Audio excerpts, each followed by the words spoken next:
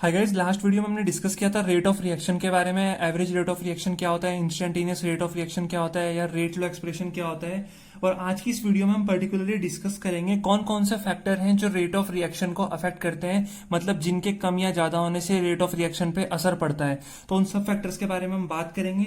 तो सबसे पहले हम बात करते हैं नेचर ऑफ रिएक्टेंट के बारे में। यहाँ पे जो हमारे पास पहला फैक्टर है वो है नेचर ऑफ रिएक्टेंट।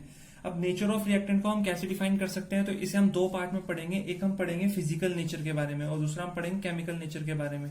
तो पहला मैं यहाँ पे लिख रहा हूं कि physical nature of reactant, physical nature of reactant, ठीक है, फिजिकल नेचर ऑफ रिएक्टेंट।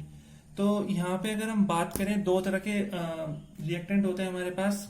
जैसे तीन तरह की स्टेट होती है हमारे पास। एक होती है हमारे पास गैसियस स्टेट, एक होती है हमारे पास लिक्विड स्टेट, एक होती है हमारे पास सॉलिड स्टेट। तो रिएक्टेंट जो है वो हमारे पास तीन स्टेट में हो सकते हैं। एक है हमारे पास गैस, एक है लिक्विड और एक है सॉलिड। तो जो रिएक्टेंट है वो कौन सी स्टेट में है, फिजिकल स्टेट कौन सी है उसकी, मतलब सॉलिड है, लिक्विड है या गैस है, उससे भी रेट ऑफ रिएक्शन पे असर पड़ता है। कैसे पड़ेगा, तो हम बोल सकते हैं कि जो गैस में रेट ऑफ रिएक्शन है वो ज्यादा होगा as compare to liquid and as compare to solid. तो गैस में रेट ऑफ रिएक्शन जो होता है वो सबसे ज्यादा होता है, ठीक है। गैसेस जो होती हैं आपस में बहुत जल्दी रिएक्ट करती हैं as compare to liquid and solid. ऐसा क्यों होता है, तो इसका कारण भी हम समझेंगे। इसका कारण ये है कि जो गैस मॉलिक्यूल्स होते हैं उनमें जो फोर्स ऑफ अट्रैक्शन होता है वो बहुत कम होता है। फोर्स ऑफ अट्रैक्शन जो होता है गैस मॉलिक्यूल्स में, फोर्स ऑफ अट्रैक्शन वो क्या होता है, बहुत ज्यादा कम होता है। फोर्स ऑफ अट्रैक्शन कम है, इसका मतलब यहाँ पे जो रैंडमनेस होगी वो क्या होगी, बहुत ज्यादा होगी। रैंडमनेस जो होगी वो बहुत ज्यादा होगी। रैंडमनेस कहने का मतलब गैस के जो मॉलिक्यूल्स होंगे वो इधर उधर बहुत ज्यादा भागेंगे, और इधर उधर अगर भागेंगे, रैंडमनेस ज्यादा होगी तो एक दूसरे से टकराने के चांस जो होंगे वो भी ज्यादा होंगे। तो हम बोल सकते हैं चांस ऑफ कोलिजन क्या होगा, ज्यादा होगा। और चांस ऑफ कोलिजन अगर ज्यादा होंगे तो प्रोडक्ट की फॉर्मेशन की चांस भी क्या होंगे, ज्यादा होंगे।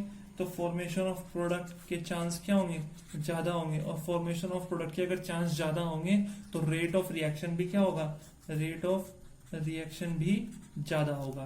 तो क्लियर हुआ। तो अगर हम बात करें कौन कौन से फैक्टर अफेक्ट करते हैं, और उनमें अगर हम बात करते हैं नेचर ऑफ रिएक्टेंट, तो उसमें पहला आता है फिजिकल नेचर। तो फिजिकल नेचर की अगर बात करें तो गैसेस के केस में रेट ऑफ रिएक्शन थोड़ा ज्यादा होता है, फिर लिक्विड में, और सबसे कम होता है रेट ऑफ रिएक्शन सॉलिड के केस में। क्लियर हुआ। फिजिकल नेचर में ही हम बात करेंगे केमिकल नेचर ऑफ रिएक्टेंट के बारे में। किसके बारे में, केमिकल। अभी तक तो हमने फिजिकल नेचर पढ़ा, अब हम पढ़ेंगे केमिकल नेचर ऑफ रिएक्टेंट।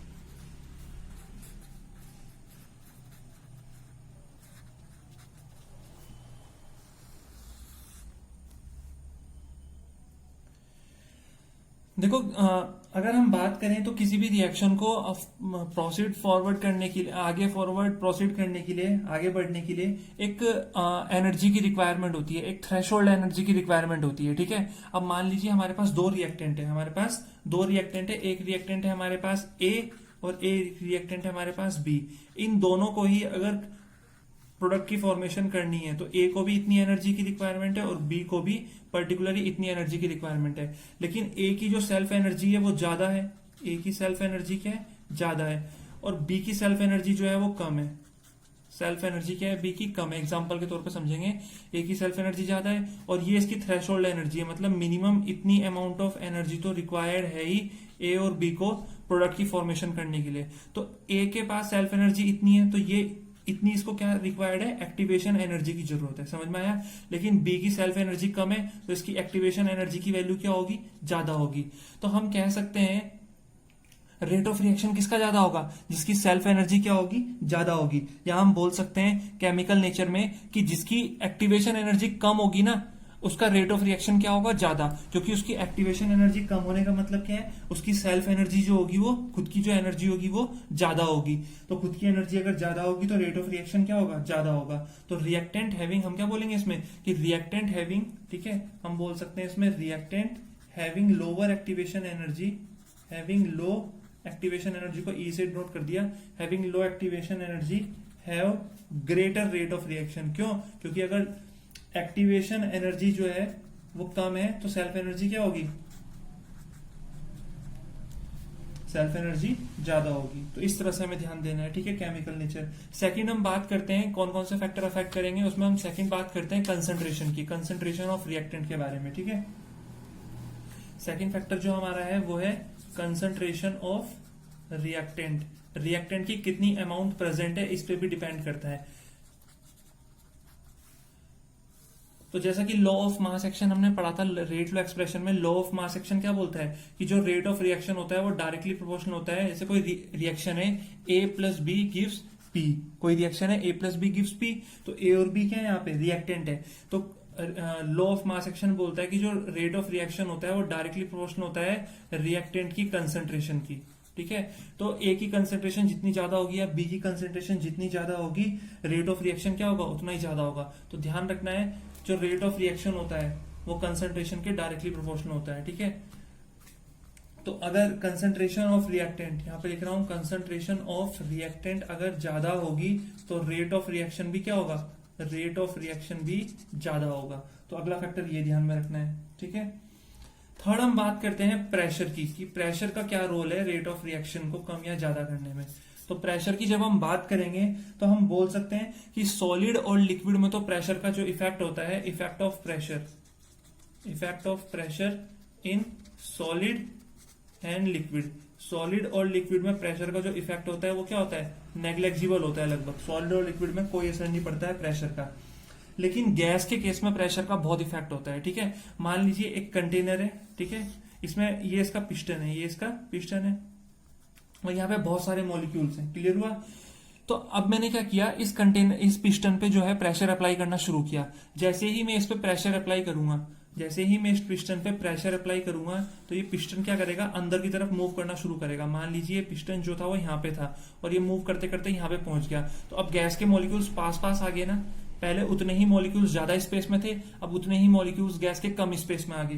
तो मॉलिक्यूल्स के बीच का स्पेस कम हो गया, इसका मतलब कोलिजन होने के चांसेस क्या हो गए, बढ़ गए। और कोलिजन होने के चांसेस अगर बढ़ गए तो rate of formation of product भी क्या होगा, प्रोडक्ट के फॉर्म होने के चांसेस भी बढ़ जाएंगे। और प्रोडक्ट के फॉर्म होने के चांसेस अगर बढ़ेंगे तो रेट ऑफ रिएक्शन भी बढ़ेगा। तो ध्यान रखना है जब भी गैसेस के केस में हम प्रेशर की वैल्यू को इंक्रीज करते हैं तो रेट ऑफ रिएक्शन भी इंक्रीज होता है, ठीक है। तो इन केस ऑफ गैस, ठीक है, अगर प्रेशर इंक्रीज करेंगे तो रेट ऑफ रिएक्शन भी इंक्रीज होगा। क्यों, क्योंकि बिकॉज, ठीक है, नंबर ऑफ मॉलिक्यूल्स, यहां पे मैं लिख देता हूं बिकॉज नंबर ऑफ मॉलिक्यूल्स, ठीक है, प्रेजेंट इन यूनिट वॉल्यूम, मतलब कम वॉल्यूम, उतनी वो यूनिट वॉल्यूम में अब ज्यादा मॉलिक्यूल्स प्रेजेंट होंगे, increases, therefore effective collision increases, ठीक है, इफेक्टिव कोलिजन इंक्रीजेस, और जिसकी वजह से रेट ऑफ रिएक्शन भी क्या हो जाता है, रेट ऑफ रिएक्शन भी इंक्रीज हो जाता है। तो ये चीज हमें ध्यान रखनी है कि प्रेशर के केस में भी इस तरह हो सकता है रेट ऑफ रिएक्शन पे असर। चलिए नेक्स्ट बात करते हैं। नेक्स्ट हम बात करेंगे टेम्परेचर के बारे में, जो कि काफी इंटरेस्टिंग और काफी इजी पॉइंट है। तो अगला पॉइंट जो है हमारा फोर्थ, वो है हमारा टेम्परेचर के बारे में, कि टेम्परेचर रेट ऑफ रिएक्शन पे कैसे असर करता है, ठीक है। तो अगर हम बात करें टेम्परेचर की, तो टेम्परेचर जब हम बढ़ाएंगे तो जैसे ही हम टेम्परेचर बढ़ाते हैं तो वेलोसिटी बढ़ेगी ना गैस मॉलिक्यूल्स की वेलोसिटी क्या होगी, बढ़ेगी। और मॉलिक्यूल्स की वेलोसिटी बढ़ेगी तो हम बोल सकते हैं कि मॉलिक्यूल्स के बीच का जो काइनेटिक मोशन है वो क्या होगा, इंक्रीज होगा जैसे जैसे टेम्परेचर बढ़ाएंगे। और काइनेटिक मोशन अगर इंक्रीज होगा तो कोलिजन होने के चांसेस क्या है, बढ़ेंगे। और कोलिजन होने के चांसेस बढ़ेंगे तो प्रोडक्ट के फॉर्मेशन के चांसेस भी बढ़ेंगे। और प्रोडक्ट के फॉर्मेशन के चांसेस बढ़ेंगे तो रेट ऑफ रिएक्शन क्या होगा, इंक्रीज होगा। तो ध्यान रखना है टेम्परेचर डायरेक्टली होता है रेट ऑफ रिएक्शन की, अगर टेम्परेचर बढ़ाएंगे तो रेट ऑफ रिएक्शन भी बढ़ेगा। अगला पॉइंट है हमारा कैटलिस्ट। कैटलिस्ट का क्या इफेक्ट पड़ता है रेट ऑफ रिएक्शन पे। तो देखिए कैटलिस्ट का इफेक्ट पड़ने से पहले हम जानते हैं कैटलिस्ट कितने तरह के होते हैं। तो कैटलिस्ट हमारे पास दो तरह के होते हैं, एक होता है पॉजिटिव कैटलिस्ट। पॉजिटिव कैटलिस्ट क्या करता है, रेट ऑफ रिएक्शन को फास्ट कर देता है, ठीक है, फटाफट प्रोडक्ट की फॉर्मेशन करता है। तो पॉजिटिव कैटलिस्ट के केस में रेट ऑफ रिएक्शन जो होता है वो इंक्रीज होता है। लेकिन नेगेटिव कैटलिस्ट जो होता है वो रिएक्शन को स्लो कर देता है। तो नेगेटिव कैटलिस्ट के केस में रेट ऑफ रिएक्शन जो है वो क्या हो जाता है, कम हो जाता है, ध्यान रखना है, ठीक है। तो ये चीज हमें ध्यान रखनी है, प्रेजेंस ऑफ कैटलिस्ट। और अगर हम बात करें एक और पॉइंट की तो वो है लाइट। वो क्या है, लाइट। लाइट जो होती है वो भी रेट ऑफ रिएक्शन को जो होती है वो फास्ट करती है। देखिए जैसे इसका सबसे अच्छा एग्जांपल हो जाएगा, इस एग्जांपल के फॉर्म पे समझते हैं कि फोटोसिंथेसिस। फोटोसिंथेसिस एक केमिकल, ऐसी केमिकल रिएक्शन है सिंथेसिस जो लाइट के प्रेजेंस में होती है। अगर लाइट नहीं होगी तो ये रेट ऑफ रिएक्शन बहुत ज्यादा स्लो होगा, लेकिन जैसे ही इसको लाइट मिलती है ये रिएक्शन क्या करती है, ये फोटोकेमिकल रिएक्शन जो है स्टार्ट हो जाती है। ठीक है, तो लाइट भी एक major factor, major role play करती है रेट ऑफ रिएक्शन में, क्योंकि लाइट जब पड़ेगी किसी प्लांट पे तो वो अपना फूड फटाफट फटाफट प्रिपेयर करता है, मतलब केमिकल रिएक्शन जल्दी स्टार्ट हो जाती है। ठीक है, रेट ऑफ रिएक्शन जो होता है खाना बनाने का वो फास्ट हो जाता है इन प्लांट्स। तो ये हमने बात करी कि कौन कौन से फैक्टर्स ऐसे हैं जो रेट ऑफ रिएक्शन को अफेक्ट करते हैं, मतलब किसके कम या ज्यादा होने से, किसके चेंज होने से रेट ऑफ रिएक्शन पर भी असर पड़ता है। तो आई होप इतने फैक्टर्स समझ में आ गए होंगे, कैसे चेंज होता है रेट ऑफ रिएक्शन, कैसे कम या ज्यादा होता है। नेक्स्ट वीडियो में हम मिलते हैं जिसमें हम बात करेंगे इंटीग्रेटेड रेट इक्वेशन के बारे में, जीरो ऑर्डर के। मतलब कल की जो वीडियो होगी हमारे पास उसमें हम पर्टिकुलरली बात करेंगे जीरो ऑर्डर रिएक्शन के बारे में, कि जीरो ऑर्डर रिएक्शन क्या होता है, कैसे इसके लिए हम कंसंट्रेशन निकालते हैं आफ्टर टाइम टी, और क्या इसकी हाफ लाइफ होती है जीरो ऑर्डर रिएक्शन की, और क्या क्या यहाँ पे पॉसिबल ग्राफ्स बन सकते हैं जीरो ऑर्डर रिएक्शन में। तो मिलते हैं नेक्स्ट वीडियो में। अगर आपको आज की वीडियो अच्छी लगी तो प्लीज लाइक कर दें, शेयर कर दें वीडियो को अपने फ्रेंड सर्कल में, और चैनल अगर अभी तक सब्सक्राइब नहीं किया तो प्लीज चैनल को सब्सक्राइब कर लें।